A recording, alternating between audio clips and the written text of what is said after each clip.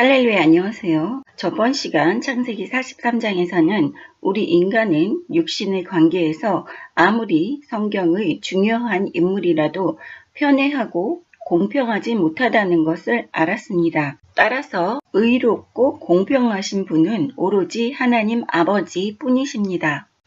창세기 44장 1절 요셉이 그의 집 청지기에게 명하여 이르되 양식을 각자의 자루에 운반할 수 있을 만큼 채우고 각자의 돈을 그 자루에 넣고 또 내 잔 곧 은잔을 그 청년의 자루 아기에 넣고 그 양식값 돈도 함께 넣으라 하매 그가 요셉의 명령대로 하고 아침이 밝을 때에 사람들과 그들의 나귀들을 보내니라. 그들이 성읍에서 나가 멀리 가기 전에 요셉이 청지기에게 이르되 일어나 그 사람들이 뒤를 따라가서 그들에게 이르기를 너희가 어찌하여 선을 악으로 갚느냐.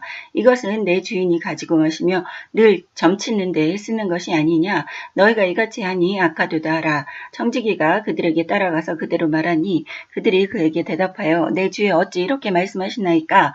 당신의 종들이 이런 일은 견탄고 아니하이다. 우리 자루에 있던 돈도 우리가 가나안 땅에서부터 당신에게로 가져왔거늘 우리가 어찌 당신의 주인이 집에서 금을 도둑질하리이까. 당신의 종들 중 누구에게서 발견되든지 그는 죽을 것이요 우리는 내 주의 종들이 되리이다.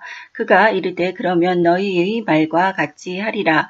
그것이 누구에게서든지 발견되면 그는 내 종이 될 것이요 너희는 죄가 없으리라. 그들이 각각 급히 자루를 땅에 내려놓고 자루를 갖게 푸니 그가 나이 많은 자에게서부터 시작하여 나이 적은 자에게까지 조사하매 그 잔이 베냐민의 자루에서 발견된지라. 그들이 옷을 찢고 각기 짐을 나귀에 싣고 성으로 돌아가니라. 1절부터 5절까지 요셉이 다시 계획을 세웁니다. 6절부터 13절까지 베냐민의 짐에서 은잔이 나온 것을 보고 모든 형들이 울부짖으며 괴로워하고 고통스러워하는 것을 보실 수 있습니다.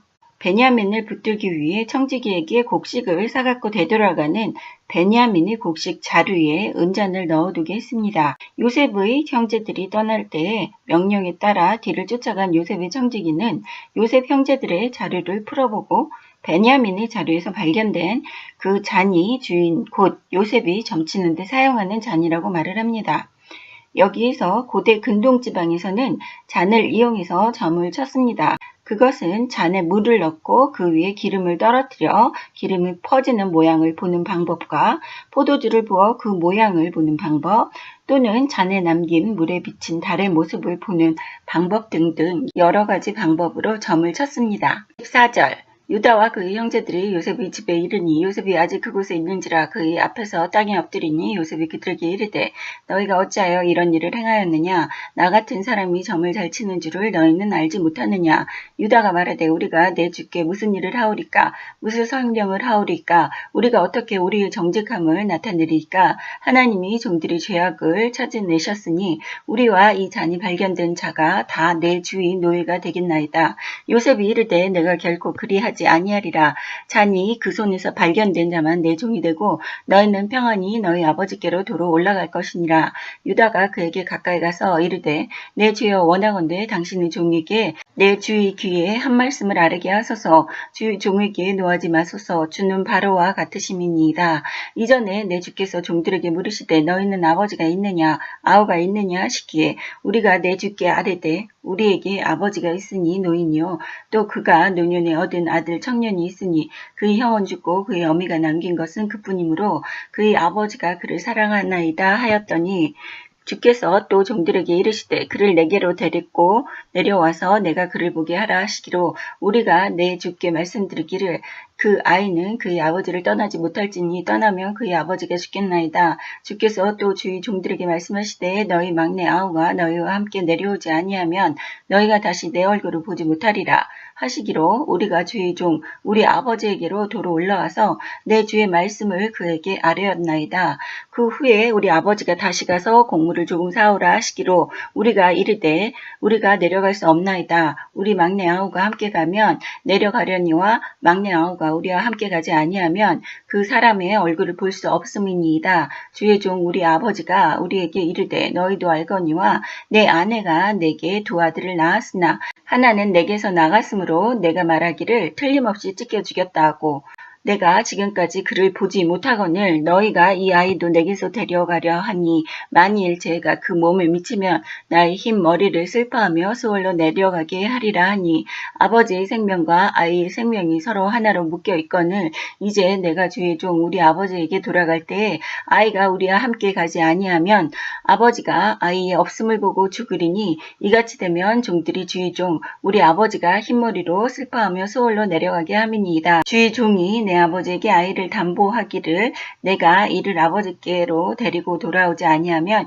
영영이 아버지께 죄짐을 지리이다 하였사오니 이제 주의 종으로 그 아이를 대신하여 머물러 있어 내 주의 종이 되게 하시고 그 아이는 그 형제들과 함께 올려보내소서. 그 아이가 나와 함께 가지 아니하면 내가 어찌 내 아버지에게로 돌아갈 수 있으리까. 두렵건대 제가 내 아버지에게 미침을 보리이다. 14절부터 보시면 다시 형제들이 요셉에게 돌아갑니다. 자신의 아버지는 노인이고 그 아버지가 베냐민을 너무 사랑하기 때문에 베냐민을 데려가지 않으면 자신의 아버지는 죽을 거라고 이야기를 합니다.